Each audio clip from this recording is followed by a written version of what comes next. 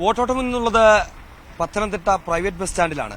അതിൽ നമ്മളിത് തെരഞ്ഞെടുക്കാനുള്ള ഏറ്റവും പ്രധാനപ്പെട്ട കാര്യം ഇവിടുത്തെ ഈ ഒരു ശോചനാവസ്ഥ തന്നെയാണ്.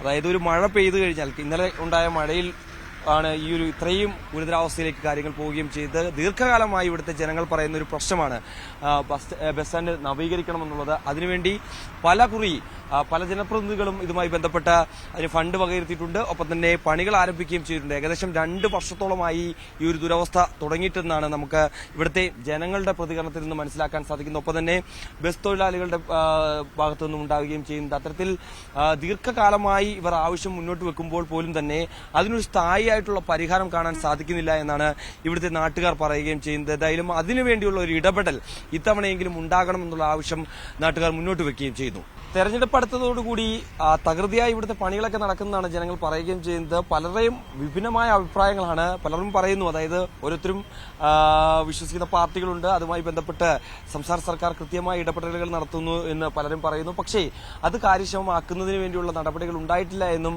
ഉള്ള വിമർശനങ്ങളും ജനങ്ങളുടെ ഭാഗത്തുനിന്ന് ഉയരുന്നു എന്നുള്ളത് തന്നെയാണ് നമുക്ക് ഈ ദൃശ്യങ്ങളിലൂടെ കാണാൻ സാധിക്കുകയും ചെയ്യുന്നത്. ഏകദേശം കുറച്ച് അധികം കാലമായി ഈ പത്തനംതിട്ട നിവാസികൾ നേരിടുന്ന ഒരു വലിയ പ്രശ്നമാണ് ഈ ബസ് സ്റ്റാൻഡിലെ ഈ ദുരിത കാഴ്ച.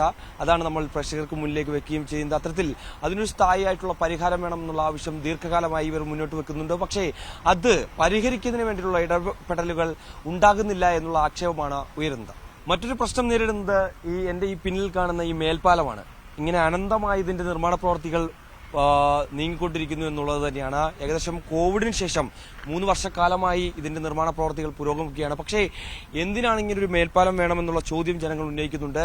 പക്ഷേ ഇതിന്റെ പ്രവർത്തനങ്ങൾ ഇങ്ങനെ മുടങ്ങിക്കിടക്കുന്നത് എന്തുകൊണ്ടാണ് എന്നുള്ള ചോദ്യം കൂടി ഈ ജനങ്ങൾ മുന്നോട്ട് വെക്കുകയും ചെയ്യുന്നു. കാരണം ഇതുമൂലം പല ചെറുകിട വ്യവസായികൾക്കും അവരുടെ കച്ചവടം നഷ്ടപ്പെടുകയും അവർക്ക് ഇവിടെ നിന്ന് വിട്ടുപോകേണ്ട ഒരു സ്ഥിതിവിശേഷം ഉണ്ടാവുകയും ചെയ്തു. അതിനുവേണ്ടിയുള്ള ഇടപെടൽ എന്തുകൊണ്ട് ഈ ഒരു പ്രവർത്തനം ഇങ്ങനെ മുടങ്ങിക്കിടക്കുന്നു എന്നുള്ള ചോദ്യം ജനങ്ങൾ ഉന്നയിക്കുകയും ചെയ്യുന്നുണ്ട്. എന്ത് കാര്യത്തിലാണ് അല്ലെങ്കിൽ എന്ത് ആവശ്യത്തിനാണ് ഇങ്ങനെ ഒരു മേൽപ്പാലം ഇവിടെ വരേണ്ട ആവശ്യമെന്നാണ് ഇവർ ചോദിക്കുകയും ചെയ്യുന്നത്. അതിനൊരു പരിഹാരം വേണം. ഒപ്പം തന്നെ അതിന് കൃത്യമായ മറുപടി വേണമെന്നുള്ള ആവശ്യവും ഇവിടുത്തെ ജനങ്ങൾ മുന്നോട്ട് വെക്കുന്നുണ്ട് എന്നുള്ളത് തന്നെയാണ് നമുക്ക് മനസ്സിലാക്കാൻ സാധിക്കുന്നത്. ദിവസേന ആയിരക്കണക്കിന് ആളുകൾ വന്നു പോകുന്ന ബസ് സ്റ്റാൻഡ് പരിസരമാണിത്. ഇവിടുത്തെ പ്രശ്നങ്ങൾ പരിഹരിക്കാൻ ജനപ്രതിനിധികൾ മുന്നോട്ട് വരണമെന്നുള്ള ആവശ്യം ജനങ്ങൾ മുന്നോട്ട് വെക്കുന്നുണ്ട്. അതിന് സ്ഥായിയായ പരിഹാരം കാണണമെന്നുള്ള ആവശ്യവും അവർ പറയുകയും ചെയ്യുന്നു. എന്തായാലും അതിലൊക്കെ തന്നെ ഇത്തവണയെങ്കിലും ഒരു പരിഹാരം അല്ലെങ്കിൽ ഒരു മാറ്റം ഉണ്ടാകുമെന്നുള്ള പ്രതീക്ഷയിൽ തന്നെയാണ് നാട്ടുകാർ മുന്നോട്ട് പോവുകയും ചെയ്യുന്നത്. ക്യാമറാമാൻ ഹരികൃഷ്ണനൊപ്പം MG മിഥുൻ, ന്യൂസ് 18 പത്തനംതിട്ട.